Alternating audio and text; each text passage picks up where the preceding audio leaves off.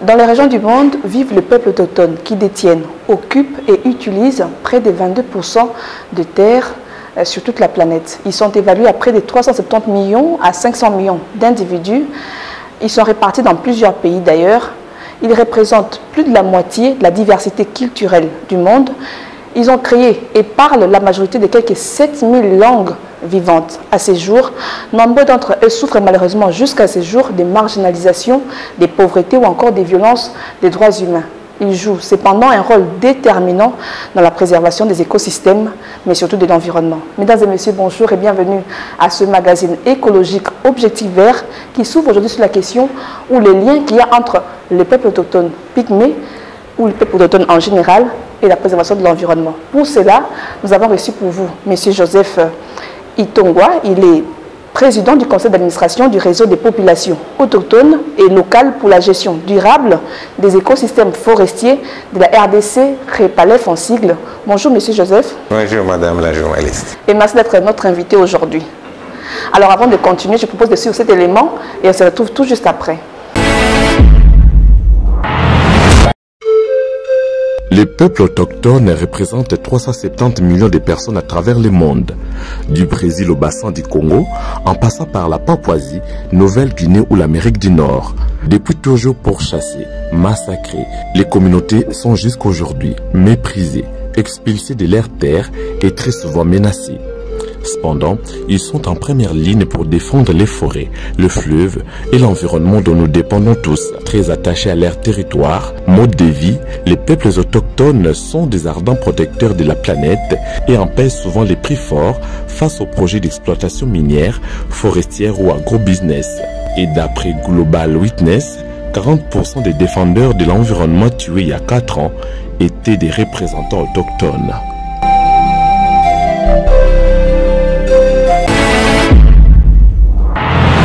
Une fois de plus, bonjour, M. Joseph. Bonjour. Alors, d'entrée des jeux, qui sont les peuples autochtones pygmées de la RDC? Comment on les identifie? Ils sont où? Ils habitent où? Ils se regroupent où? Alors, les peuples autochtones pygmées de la RDC, de par ce que vous connaissez bien, sont les peuples qui ont habité ces territoires avant toutes les migrations et les civilisations. Ce sont les premiers habitants de la RDC. Vous savez que la RDC, d'une manière simple, pour donner cette définition, il y a les groupes ethniques, il y a les Bantous, les Nilotiques, les Soudanais. Il y a maintenant les Pygmées, péjorativement appelés Pygmées bien sûr. Et là, on sait réellement que les groupes Pygmées sont les premiers habitants de la RDC, qui ont des caractéristiques bien spécifiques liées à leur culture. Et ça, c'est très important pour identifier les peuples autochtones pygmées. Parce qu'on ne veut pas revenir sur ces définitions qui ont été données par ceux-là les scientifiques qui ont eu les premiers contacts avec les peuples pygmées en les identifiant sur des critères péjoratifs.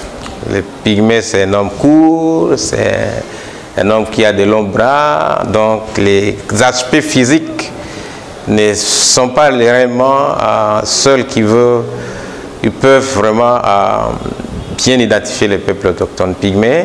Les peuples autochtones pygmées, on les identifie de par leur culture et leur attachement à leur milieu traditionnel, que la plupart c'est la forêt. Ok, donc d'après votre réponse, on doit comprendre que pygmée est un terme péjoratif. Et quand on voit pygmée, ça ne va pas forcément être à quelqu'un qui soit court, qui ait cette description-là.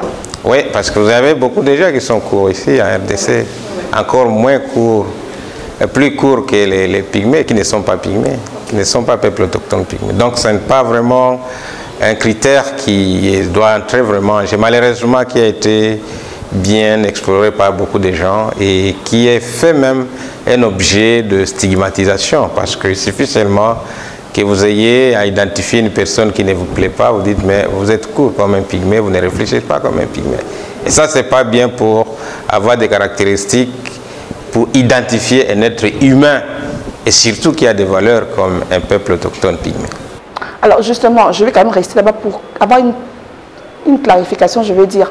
Alors quand on parle de peuple autochtone, on comprend que ce sont les personnes qui ont été dans un endroit avant les autres. Donc il n'y a pas forcément les pygmées qui sont les peuples autochtones en RDC par exemple. Ça, c'est un des critères. Ok. Il faut qu'on soit vraiment précis sur ça, parce que cela a amené beaucoup de débats pendant l'analyse de la loi. Okay. Dans le contexte de la RDC, il y a des endroits, réellement, on a dit les peuples autochtones n'ont pas occupé, c'est vrai. Si nous partons seulement sur ce caractère lié à l'ancienneté et à l'occupation de milliers, là ça enfonce, parce que là on pourrait trouver que tout le monde est autochtone. Oui. Il y a plusieurs critères, et les critères sont nombreux, parmi lesquels il y a le fait que un peuple ait un attachement à des ressources, à son territoire traditionnel. Et ça, si on prend vraiment la catégorie peuple autochtone pygmée, je crois qu'il n'y a pas ceux-là qui ont plus cet attachement. Et vous allez voir culturel, et vous allez voir dans plusieurs milliers, ça se démontre par le fait que dans beaucoup de milliers traditionnels, où il y a même des chefs traditionnels, ce sont les peuples autochtones pygmées qui investissent les chefs traditionnels, qu'on dit les chefs administratifs locaux, qui incarnent la tradition pour vraiment renforcer les pouvoirs coutumiers. Ça, c'est sur le plan des liens culturels avec la terre. Laissez-moi vous dire un autre élément qui fait partie même des critères des Nations Unies, qui a le fait qu'un peuple qui a subi dans un monde de civilisation une marginalisation de par son aspect culturel. Son aspect physique? Pas culturel surtout, et surtout qui a connu domination par ceux-là qui sont venus le trouver dans un milieu. Ça c'est aussi, donc il y a un critère de domination et d'une marginalisation dans l'ensemble de la société. Ça c'est un élément, c'est pour ça qu'il faut vraiment une protection par rapport à ça. On va en arriver. Alors, je vais revenir sur votre réseau qui est le réseau des populations autochtones et locales pour la gestion durable des écosystèmes forestiers, le REPALEF. Donc, c'est quoi ce réseau? Est-ce qu'il y a des conditions pour être membre de ce réseau? La plateforme REPALEF, vous avez déjà donné les détails de ce qui veut dire le REPALEF, le réseau des populations autochtones locales pour la gestion durable des écosystèmes forestiers en République démocratique du Congo, est une plateforme qui regroupe les organisations des peuples autochtones, c'est-à-dire dirigées et gérées par les peuples autochtones, et les organisations de personnes qui sont activistes de défense des droits des peuples autochtones, peuvent être autochtones ou pas. Les conditions sont là, il faut juste envoyer une lettre de demande d'adhésion, il y a des critères pour être accepté. Et après, on analyse par les organes de REPALEF, il y a l'Assemblée générale, la conférence nationale, il y a le conseil d'administration, il y a tous ces organes qui siègent pour essayer d'évaluer les critères par rapport à votre acceptation. Nous voilà suffisamment informés sur ce que c'est que les REPALEF. Alors dites-nous justement, on parle aujourd'hui du lien qu'il y a entre les peuples autochtones que vous êtes ou que vous représentez et la préservation des écosystèmes, la préservation de l'environnement en général. Mais qu'est-ce que le peuple autochtone fait de particulier pour qu'on le lie à cette protection de l'environnement? Ah, là, ce n'est pas un simple slogan, ça se démontre par l'existence de la biodiversité dans le milieu des peuples autochtones. Les valeurs de la biodiversité et la culture et les pratiques des peuples autochtones. C'est fiditionné dans beaucoup de forêts qui restent encore intactes, qui sont superposées au milieu des vies des peuples autochtones. Ce n'est pas un simple slogan. Donc, et aussi, il y a cette appréciation, ces liens, cette considération des forêts par les peuples autochtones par rapport à d'autres communautés. Pour les peuples autochtones, la forêt est au-delà de sources économiques, au-delà d'une considération lucrative. Et c'est aussi un milieu culturel, c'est aussi un patrimoine. Et quand on parle de patrimoine, c'est-à-dire c'est un bien qu'on peut laisser à la communauté. C'est une banque, on peut dire, c'est un chèque qu'on peut avoir. C'est un patrimoine pour les peuples autochtones. Est-ce qu'on peut dire aujourd'hui que les peuples autochtones que vous êtes ou que vous représentez une fois de plus protègent mieux les forêts conserve mieux que quand on a un aire protégé, par exemple. Et c'est mieux de laisser un aire protégé à disposition des peuples pygmées, peuples autochtones, ou de le mettre sous, on va dire, la juridiction de l'État, par exemple. Je vais vous dire que les aires protégées, d'abord, ont été érigées. Il n'y a même pas la création. Et ça, j'ai toujours dit qu'il n'y a pas création des aires protégées. Il y a l'établissement des aires protégées. Les aires protégées ont été érigées sur les territoires bien protégés, où il y a la biodiversité, identifiée par les scientifiques, par des valeurs spécifiques que les peuples autochtones ont protégées. Ça, c'est d'abord une preuve que réellement, on est venu ériger une aire protégée, on érige une aire protégée sur un espace que les peuples autochtones ont protégé. Ah, occupé avant. Voilà. Dans les aires foutues de la porte. Voilà. Ce qui veut dire que si les pratiques des peuples autochtones n'étaient pas bonnes, en lien avec une bonne préservation de la biodiversité, on ne pouvait pas ériger. Il suffit de voir là où partout, on ne peut pas ériger une aire protégée là où il y a la déforestation, là où il n'y a plus d'espèces. Ça, c'est un élément de deux. La motivation des conservations n'est pas une motivation lucrative d'espèces comme on fait pour l'État. Voilà. Et aussi, il faut tous les mécanismes pour protéger. Les aires protégées ont tous les outils pour la protection. Et il faut des moyens aussi. Tout ça. Et vous allez même vous rendre compte qu'il y a dès qu'il n'y a pas de moyens pour les aires protégées, parfois les aires protégées sont abandonnées. Voilà, ils sont violés parfois par les braconniers et tout ça. Voilà, les braconniers, mais aussi les moyens financiers. La plupart des partenaires, ce sont eux qui appuient les aires protégées. N'est-ce pas? Il faut suffisamment de demander au pays combien on investit pour les aires protégées. Mais pour les peuples autochtones, il n'y a même pas besoin de moyens ailleurs. C'est vraiment une vocation naturelle. On n'a même pas besoin qu'on ait des 4x4, tout ça, c'est justement un engagement, une culture. Voilà. Alors vous disiez tantôt qu'il fallait des moyens, mais nous savons aujourd'hui que les peuples autochtones sont depuis un moment de plus en plus appuyés, on va dire suivis, on va dire épaulés par plusieurs structures comme le vôtre d'ailleurs, parce qu'ils sont malmenés, ils sont victimes de discrimination, ils sont marginalisés, on va dire comme ça, et même victimes des violations des droits humains.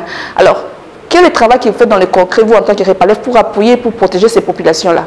Alors, malgré les valeurs, les milieux où ils habitent, il y a des menaces qui dépassent les capacités même réelles des peuples autochtones. Et ça demande un appui parce qu'il y a des menaces qu'on les impose. Et pour lesquelles ils ne sont même pas en mesure, face auxquelles ils ne sont même pas en mesure d'intervenir. Les terres sont spoliées de leurs terres, ils sont expulsés sur leurs terres traditionnelles.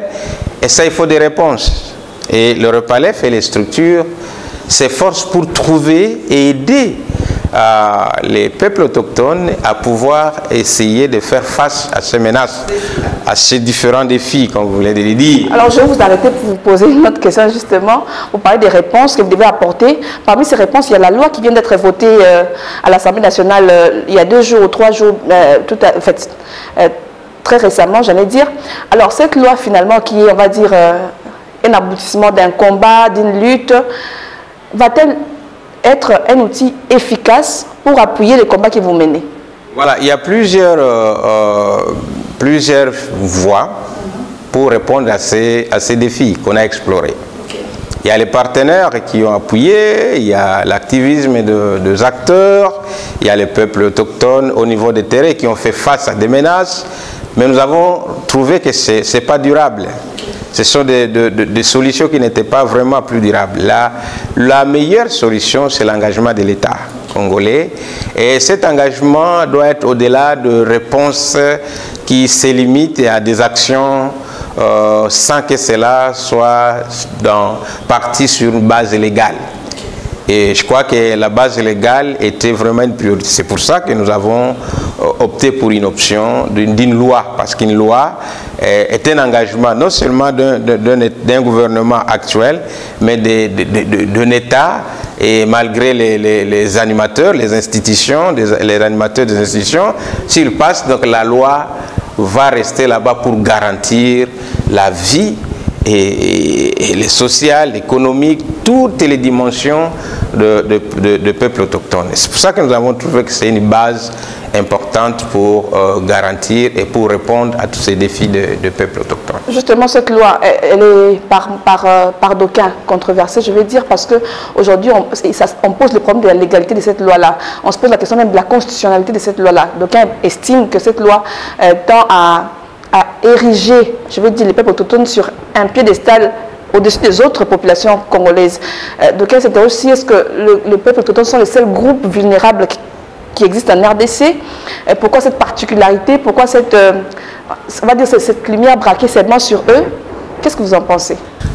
D'abord, je veux préciser que la loi ne vient pas accorder des avantages différents en termes de droits qui ne sont pas vraiment reconnus. C'est justement comment renforcer ce qui doit être pour les peuples autochtones, et surtout qu'on a connu cette injustice et cette équité. Vous savez que l'injustice est aussi à la base de la paix sociale. Et le pays a besoin de la paix sociale. Et toutes les autres communautés, au lieu de considérer ce traitement spécifique de réparation d'injustice comme une menace, comme des privilèges pour les peuples autochtones, il faut prendre par contre comme un équilibre. Une compensation, une réparation. Une réparation aussi, une harmonie sociale dans le pays. Au-delà de ça également, il y a la constitutionnalité, parce qu'on ne veut pas fonder vraiment toute une lutte sur vraiment des bases absurdes qui ne sont pas légales, parce que nous avons été conduits au sein du mouvement autochtone, des acteurs, des groupes de juristes qui nous ont aidés à pouvoir amorcer un processus qui doit aboutir avec toutes les garanties juridiques. Quand vous voyez la loi, l'exposé des motifs, il y a même un fondement constitutionnel. Si vous prenez l'article 53, et ce que je dis, il y a deux articles qui sont vraiment des bases nécessaires pour ça. L'article 53 qui garantit que l'État s'est engagé à garantir vraiment les droits, en tout cas à la protection, je voulais dire, des minorités et des groupes vulnérables. Les minorités, il n'y a pas que vous, hein, les minorités en RDC. Ça, ce n'est pas les minorités numériques. Et là, il faut être très précis, parce qu'il y a des milliers où les peuples autochtones sont un peu nombreux, plus majoritaires. C'est pas vraiment... Ça, il ne faut pas comprendre comme une minorité numérique. On parle de quelle minorité alors? Minorité par rapport à sociale, tout ce qui est lié à des considérations, à la dignité sociale par rapport à d'autres communautés. Et quand on parle de vulnérabilité, on fait allusion à quoi? La vulnérabilité pour les peuples autochtones, c'est vrai que la disposition constitutionnelle relative à la procédure de vulnérables n'est pas seulement liée aux peuples autochtones. C'est les groupes vulnérables, heureusement, parce que la disposition constitutionnelle était globalisante plutôt, parce qu'on n'a pas défini les types. Mais c'est par rapport à tous ces aspects liés à des spécificités de vulnérabilité que nous nous sommes fondés réellement pour bâtir notre proposition de loi. Et pour les peuples autochtones, c'est vrai que vous allez me dire que la vulnérabilité peut être liée, si on voit les femmes, on voit les handicapés, on voit tout ce qui est les albinos connaissent. Et on me dit, mais est-ce que les peuples autochtones sont vulnérables? Alors, ça, je vais vous dire que la vulnérabilité n'est pas liée aux aspects, aux facteurs physiques. C'est une vulnérabilité qui est liée aux aspects culturels. Parce que vous savez, vous allez comprendre avec moi que quelqu'un qui a des valeurs culturelles importantes encore pour le pays, comment il peut ne pas considérer? Donc, il n'y a pas de culture qui soit vraiment plus supérieure qu'une autre. Et surtout, en répondant, l'État congolais répond réellement à ses besoins de pouvoir rétablir la dignité des peuples autochtones dans cette vulnérabilité, n'est pas seulement une faveur pour les peuples autochtones. C'est aussi un bénéfice pour l'État congolais.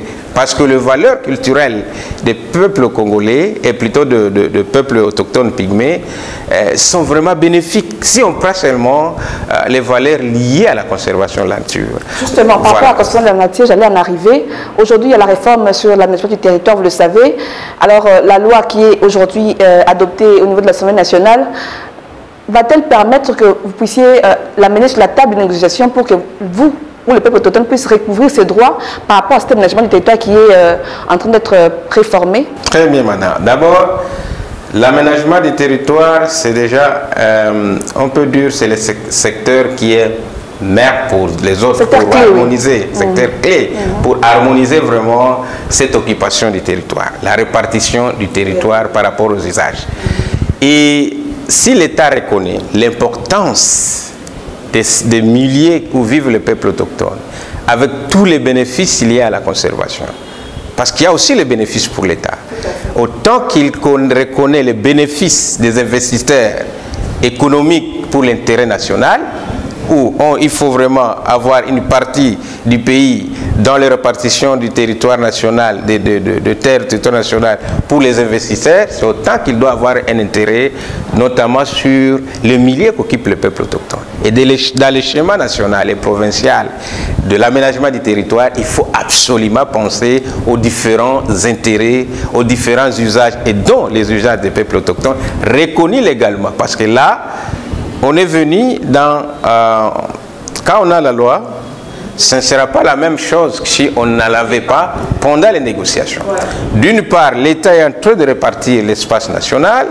D'autre part, il reconnaît que vraiment les terres des peuples autochtones sont importantes, non seulement pour eux, mais aussi pour les pays, pour certains secteurs, pour la conservation. Et quand on répartit les espaces forestiers nationaux, il y a un endroit qu'il faut réserver, qu'il faut sécuriser, parce que c'est aussi bénéfique pour les pays. Donc la loi, ce sera vraiment un élément qui va renforcer notre plaidoyer, parce que l'État ne peut pas se contredire. D'une part, vous donnez une loi, vous reconnaissez les atouts et les capacités, les droits, et de l'autre part, vous ne voulez même pas leur donner les espaces, parce que la terre, les territoires constituent réellement ce que j'ai dit, c'est la base de cette culture que vous êtes en train d'apprécier, que vous avez reconnue dans la loi. Alors, on va prendre une pause pour prendre l'actualité qui a marqué le monde environnemental cette semaine, et on se retrouve tout juste après.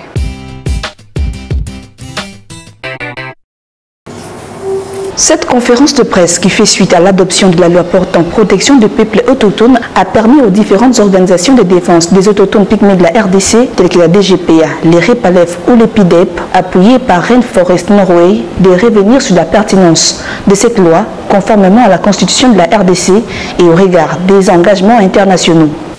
L'exploitation, la possession, l'esclavagisme, pour revenir sur ce genre de termes, où on a des pygmées qui appartiennent à des groupes, où quelqu'un te dirait « mes pygmées à moi ». C'est ça, cette vulnérabilité qu'on a essayé un peu de définir pour trouver effectivement ces sous-bassements sur le plan constitutionnel qui nous a permis à initier une telle initiative avec l'accompagnement des députés nationaux pour arriver à légiférer en faveur des autochtones pygmées. S'agissant de la légalité, Patrick Saïdi rassure que cette loi va résoudre les injustices dont sont victimes les peuples autochtones de la RDC. En termes d'égalité, bien sûr, la loi ne vient que résoudre les injustices.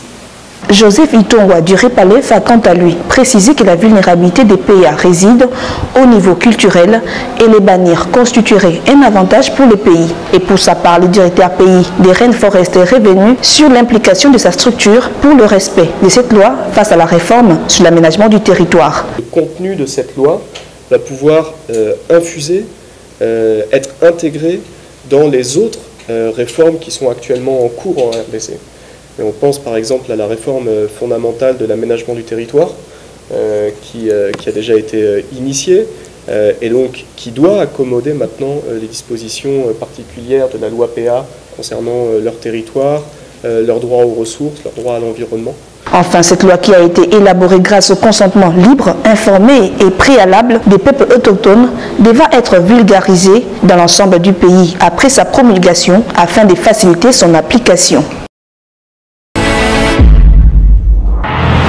Alors, de retour sur ce plateau, nous sommes en train d'échanger avec M. Joseph Itongwa, qui est le président du conseil d'administration du réseau des populations autochtones locales pour la gestion durable des écosystèmes forestiers de la RDC.